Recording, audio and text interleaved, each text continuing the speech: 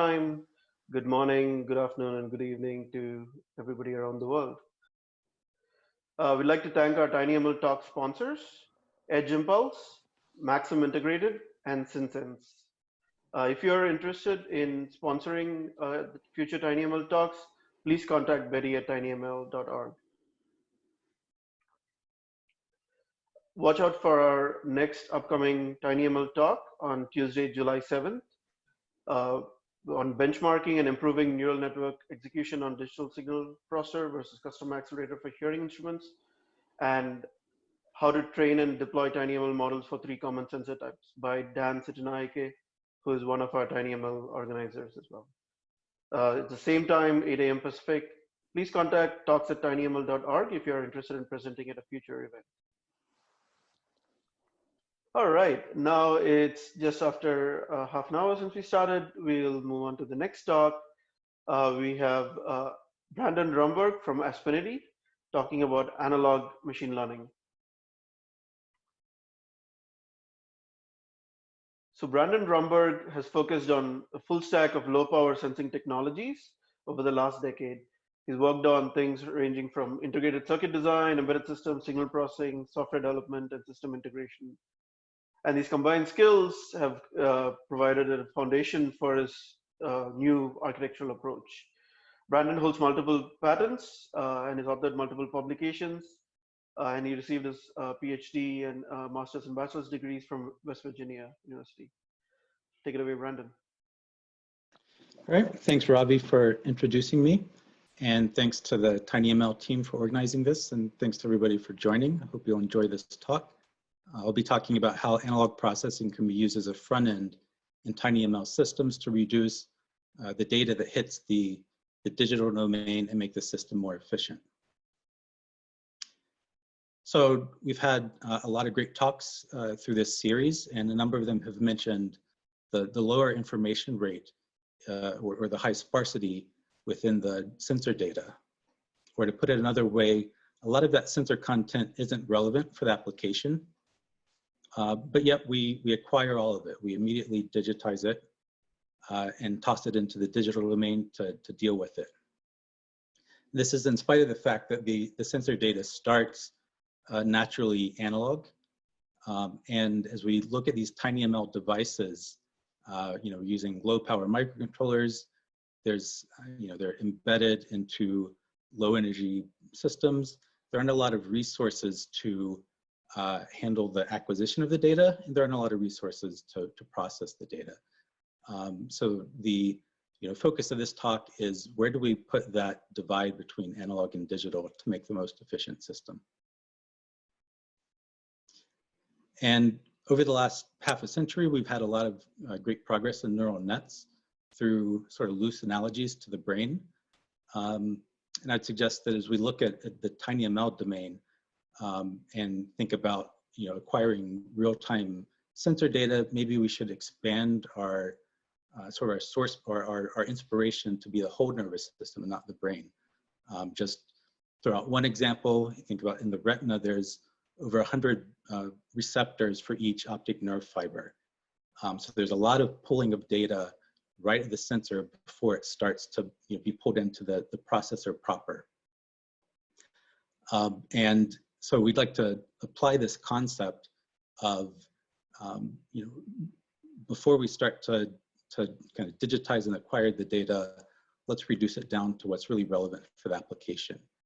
And one way to think about that is that we're, instead of immediately digitizing everything and throwing it through this deep chain, let's move that divide between analog and digital some further steps back so that we can focus our resources. Focus a small amount of energy up front to decide what's important, and then focus the rest of the resources on the portions that really help the application. And so there's two use cases that illustrate this this paradigm, or two key use cases. So one is event-based wake-up. One is feature extraction. So on the left, in the case of event-based wake-up, we can use an analog front end to put the system to sleep that includes the ADC and the microcontroller, the DSP, and wake them up when something relevant happens. So we're focusing on sort of relevant moments in time. And the role that analog machine learning plays here is the ability to really train that front-end detector to get good detection rates. Because if we have a lot of false alarms in that front-end detection, then we're turning the system on a lot, and we're just wasting power. And we'll talk some more about this and go through some applications in the case of like acoustic events. And down the right side, the other way that we can apply this data reduction paradigm is to take all the data and then just continuously reduce it down to a smaller set of features that describe the data in a way that's useful. So a couple of examples here would be in a speech system to extract the MFCCs up front. And those come out at a small number of components per frame and can achieve a large amount of compression before we even start to digitize them. Or in the case of vibration for monitoring a machine, all we care about are the resonant modes, and we can extract those before we start to digitize. We don't have to wait until we run an FFT later. So I've mentioned a lot about the cost of digitizing the data, but let's go through an example and look at some numbers. So this is a simple example, just a matrix transformation, where we're going to output a smaller number of dimensions. And so we have two cases here. Both are functionally the same. The difference is where we place the ADC in the signal chain. So in the top case, we have all of the sensor data coming in. We digitize it at the full bandwidth, and we're making some assumptions here about this being basically a state-of-the-art ADC, and in top and bottom, a 10-bit signal chain, although the results are kind of similar as you go to different precision.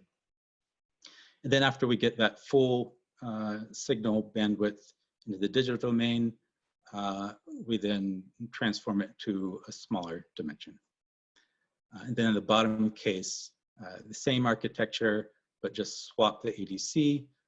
We can do efficient max in the analog domain, and then generate a smaller set of data that goes into the ADC. And in this case, we've reduced the bandwidth. So looking at the plot, you can see this is showing the energy essentially per input sample or per sensor bandwidth.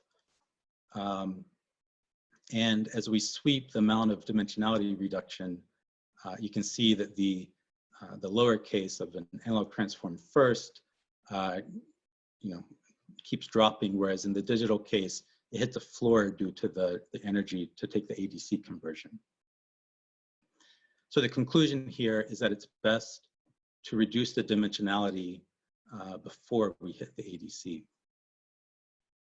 So thinking about,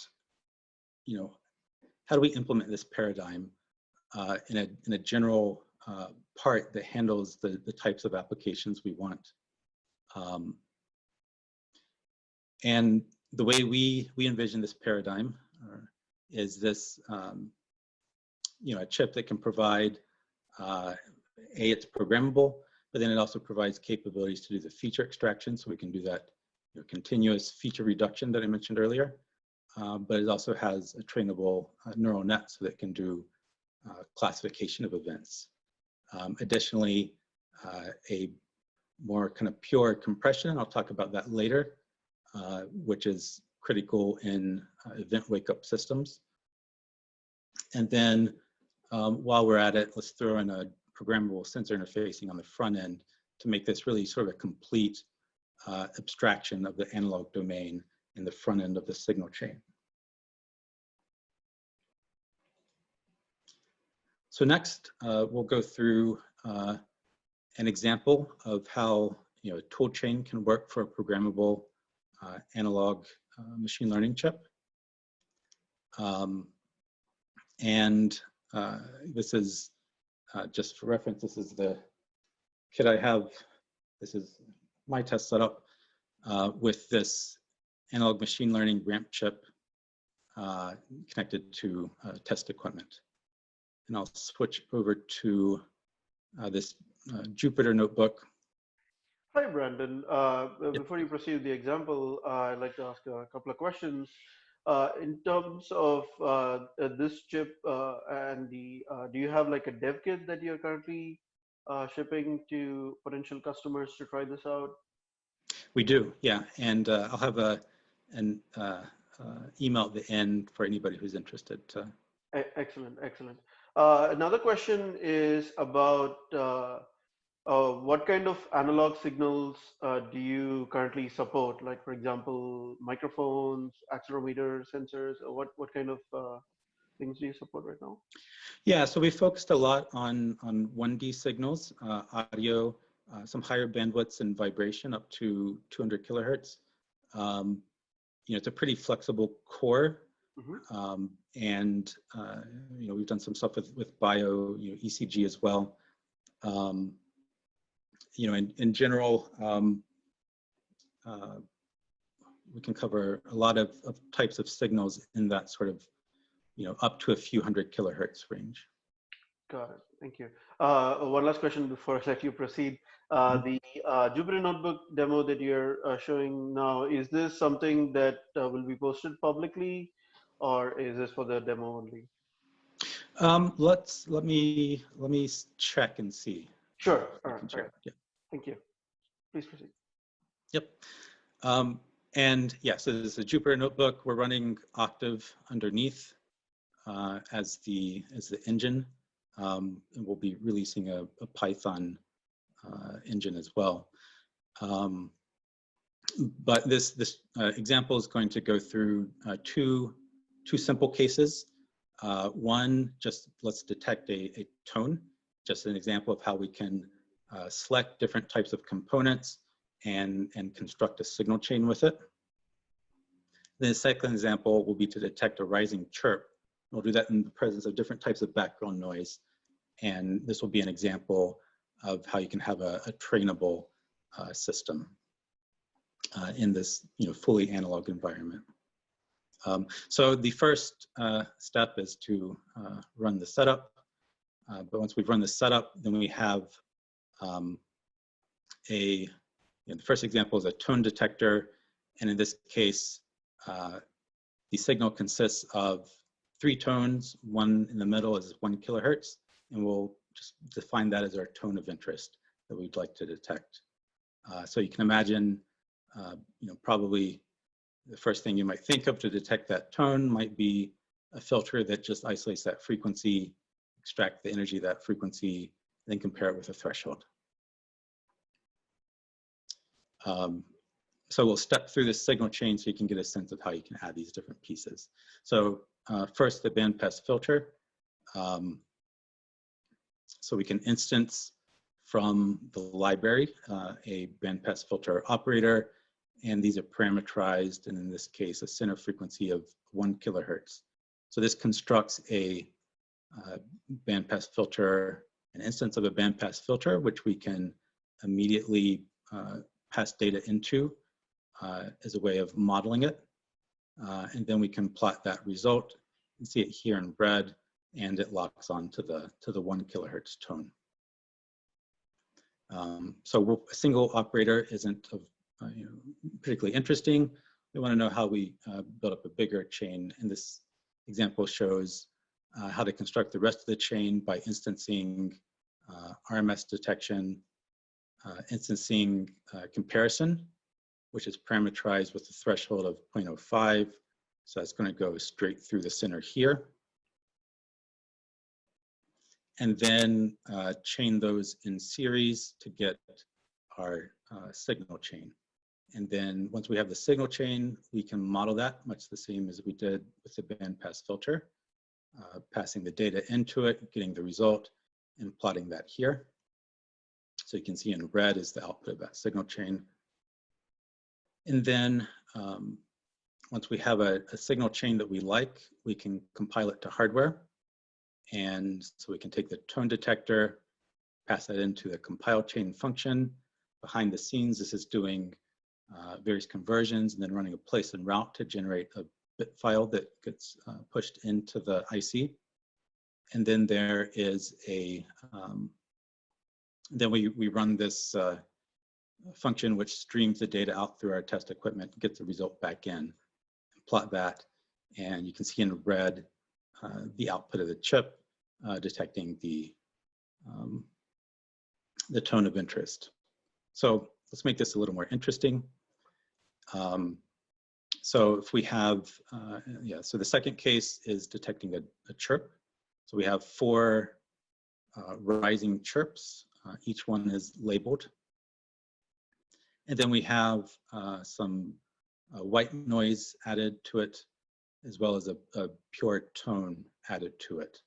And then a combination of the white noise and the pure tone. And so then we'll create a architecture and we'll push this data through and train it to identify the chirps. So this is a pretty simple signal. We can use a simple architecture. In this case, we'll just use a filter bank and have 8 channels that we'll push into a feed-forward neural net and train that neural net to identify the rising chirps. So to instance the filter bank, we can create a set of log space frequencies, then instance the filter bank with those frequencies. That gives us this filter bank object. And we can model that and plot it and see the 8 traces from each frequency channel. And then we can add the neural net, instancing a neural net here, in this case with 2 hidden layers, each with 8 nodes, and chain that onto the output of the filter bank. Give us our full chain. And then there's a learn function, which supports different types of training algorithms to train this chain with the input data and the label, and return a trained chain, which we can again model and see here in blue. The output of the trained chain matches the label. And then we can compile this chain to hardware and run through the test equipment and get the same detection on each chirp. All right, so we've shown how we can do what it looks like to program a chip like this. And then this programming allows it to be extended to a number of applications.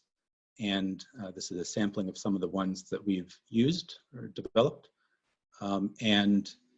Next, I'll dive into 2 of these specifically. So the first one is in a speech system where we started with a microcontroller with a wake word engine running on it. And we developed this adapter board, place our eval module on it.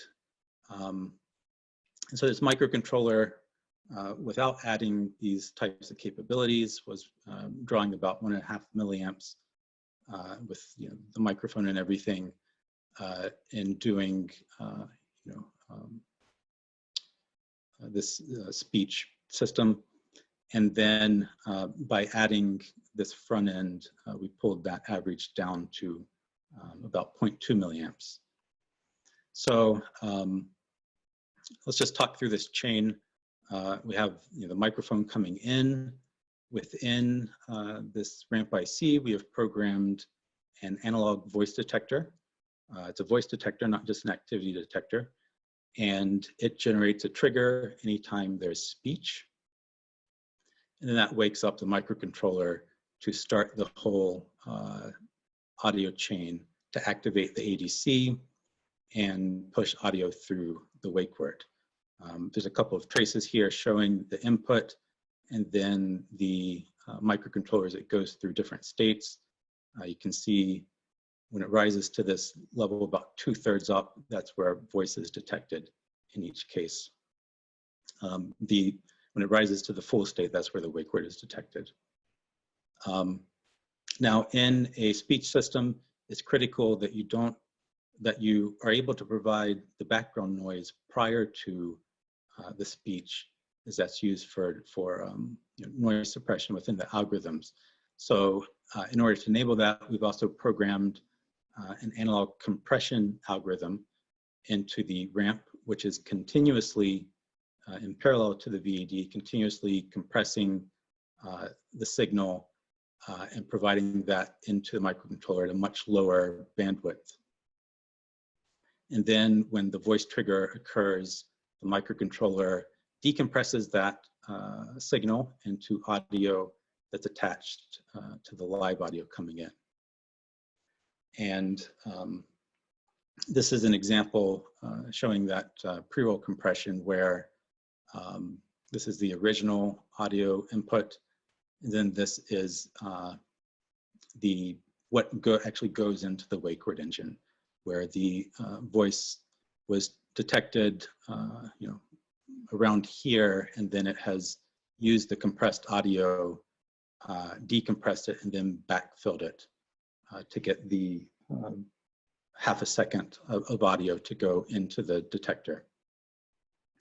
And this is very important because in sort of a typical detector latency, providing that pre-roll gives you about a 15% improvement in the wake word detection rate. And then just to touch on the, I mentioned earlier, this is a voice detector, not an activity detector. So the overall system power is closely related to the number of false alarms that you have. So it's important to really reduce that. So this is sort of an ROC curve turned on its side with false alarm rate, which goes directly with system supply current.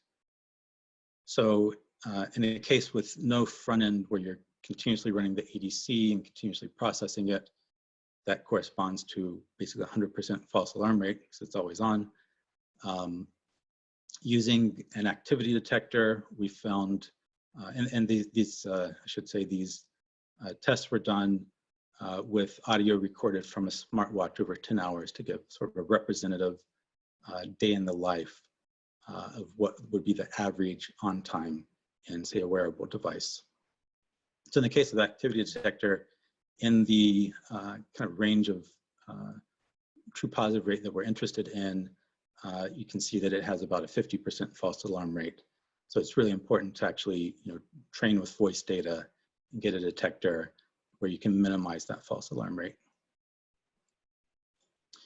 And then just another example to show some of the breadth of this approach is a glass break detector that's been programmed in analog. It's a case where you can go a long time without, hopefully, no one ever breaks your window. And if you have, so you don't want to be turning the system on frequently or keeping it on all the time. And so having a low power detection front end enables a long periods of sleep, which can really increase the battery life. So we developed this detector with very low supply current and identified some unique analog circuits to create features for the detection. So in conclusion, hope you've enjoyed this talk. We've looked at, we've made the case that you can make a tinyML system focus on relevant sensor content using analog machine learning. We've talked about how to shift the boundary between the analog domain and the digital domain for the sake of making the system more efficient. And then we've looked at some of the programmability capabilities and how that allows for application optimization. And if you'd like to ask questions, then you can contact info@aspinity.com. Thank you. Thank you very much, Brandon. That was quite interesting and amazing to see the kind of low power numbers that you're talking about. we have quite a few questions coming up. One of the things is how is this different from an FPAA, a field programmable analog array? I mean, conceptually, there's similarity. It really comes down to the types of components that are provided for synthesizing, the system. A lot of FPAs have been, heavy on sort of op amps and kind of supporting sensor interfacing and signal conditioning, versus this has a hardwired neural net and different types of nonlinear operations for creating more custom algorithms. Okay. Another question is about the neural network layers in the chip. What kind of layers do you support? You've talked about fully connected layers. Do you support other types of layers? Yeah, so I guess I should say every input and output to each layer is switchable, so we can combine them in different combinations. But I guess the easiest way to think about it is that so each layer is fully connected, but we have the ability to reconnect the inputs and outputs to create different types of structures and have feedback loops for recurrent neural nets. I see. In terms of like convolutional approaches, would you be able to support that, like 1D convolution on analog signals? So not within the neural nets, or we wouldn't typically do that within the neural net layer, but within the front end part of the chip where we do the feature extraction, there's analogies that can be made between that and convolutional neural nets and the ability to train that. Right, and I guess with streaming audio data, if you're processing on like a moving window, that's kind of convolution in any case.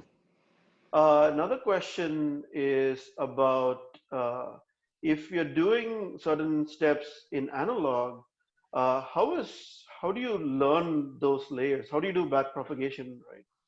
How do you train those layers? Yeah, that's a fantastic question. I guess the short answer is that in some cases, like in the hardwired neural net we have, it's a one-to-one mapping or functional mapping to a typical neural net, and we have different activation functions for TNH and sigmoid and ReLUs. So we can train that in PyTorch is what we've often used, and then export the settings we get and bring those into the chip. We have to do some scaling as we bring them in. But some of the more interesting things are, in terms of analog, is dealing with continuous time signals and I really have a notion of a frame in quite the same way. It's more of this kind of convolution that forgets off into the past. But there's discrete time equivalents for everything to be able to train it. Got it. How much data storage in terms of like memory do you need in the RAM chip for this voice activity detection application? So, I mean, I guess data storage comes down to a few different types, right? There's, instruction memory, and in that case, that's really, the configurations and parameters, and that's in the order of 5 kilobytes or something typically. That's stored in the chip, and then there's program memory storing intermediate variables to have a history of the signal. And that's a little harder to quantify, but those all get stored within feedback loops within the circuits. And that may have also been a question about the pre-roll portion, and in that case, I believe it's we're using 2 kilobytes currently for half a second of audio. Excellent. So I mean that's the max, I assume. So depending on the use case, like wake word, I guess half a second is plenty. Yeah. Related to that, how many neurons do you have on the chip? Or I guess, roughly translated, what is the largest like size of the fully connected layers you can have, and how many layers? Yep. So on this version, we have a pretty small neural net. It has 3 layers with 8 nodes in each layer. And, you know, we size that kind of based on typical requirements of what we're looking at. But there's, you know, opportunities to build larger networks if we see the interest in that. Okay. Can you comment a little bit about the technology used in the analog ML side? Like, is it memristors or something else? So we use floating gate transistors for storing the analog parameters. So for storing the weights. There's some, you know, similarities to, you know, in-memory computing in that regard. Although, you know, in general, it's you know, networks of you know, circuit topologies versus a kind of a large memory array. Got it. Thank you. One last question in the interest of time. How is the audio pre-roll compressed? Can you talk a little bit about that, or is it a proprietary? Yeah, it's proprietary. But in general, the idea is it's adapting based on the. I mean, it's similar if you think about, you know, variable bitrate coding in, you know, like Ogg-Vorbis or something. There's sort of a similar concept that it's adapting based on the amount of content in the signal at any given time. Right, and I guess the compression part and the decompression, which you're doing as well, if you are if the later stage gets triggered, so the compression can't be too complex. It has to be pretty lightweight. Right. And also because, you know, it has to catch up quickly.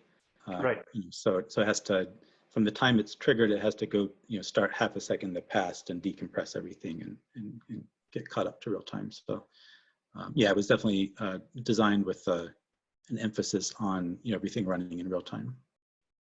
Got it. Well, thank you very much, Brandon. Very interesting talk, and amazing to see such kind of low power numbers and how the analog ML can bring this to edge devices. Thanks again to our tinyML Talk sponsors, Edge Impulse, Maxim Integrated, and SynSense.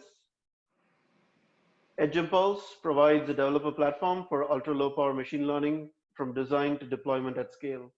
Please visit edgeimpulse.com for a free developer account. Maxim Integrated, enabling edge intelligence through sensors and signal conditioning, a low power Cortex M4 micros, and coming soon, advanced AI acceleration. And finally, SynSense. SynSense provides dedicated mixed signal neuromorphic processors with an unprecedented combination of ultra low power consumption and low latency performance. Just a reminder for our next tinyML talk coming up on Tuesday, July 7th, same time. Thank you very much, everyone, and see you next time.